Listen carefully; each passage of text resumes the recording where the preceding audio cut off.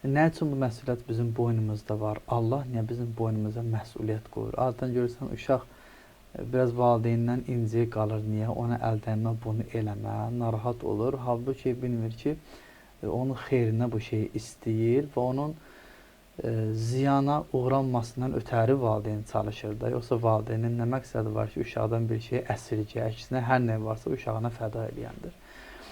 Xeyrukum mən təalləməl Qur'an və alləmə. Bir ayə yadıma düşdü siz söhbət eləyəndə. Və laqad kərramnə bəni Adəm və həməlnəhum fil bərri vəl bəhr və razaqnahum minət tayyibət. Allah Teala buyurur ki, biz səni kəramətli bilib, səni kəramətli eləyib və sənə pak olan ruzilərdən vermişik. Biz razı deyilik ki, sən özünü alçaldasan. Laqad xalaqnal insana fi əhsəni təqvim. Summa radadnahu əsfələ safilin. Biz onu ən gözəl potensialla, ən gözəl biçimdə yaratmışıq.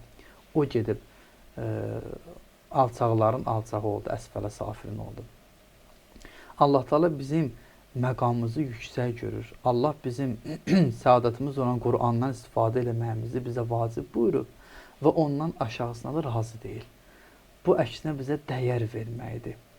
Nəinki Allah bir məsuliyyət bizim boynumuza qoyub. Yəni sırf o baxışdan baxmasaq məsələyə, bu məsələ bizim üçün fəxarətdir, fəxrdir ki, Allah Teala məxluqatı arasında məni seçib, məni kəramətli eləyib, mənə deyirsən gəlib pakdan yeyəsən, mənə deyirsən gəlib bunu oxuyasan, buna əməl eləyəsən və bundan əl götürməyə də mən razı deyiləm. Niyə? Çünki əl götürürsən, həqiqi insan kimi öz vəzifələri yerinə yetirib, o yüksək məqama çatmır. Mənim məqsədim sənin yaradılışında olan qayə, məqsədə yetişməyəcəksən və mən də bunu razı deyiləm.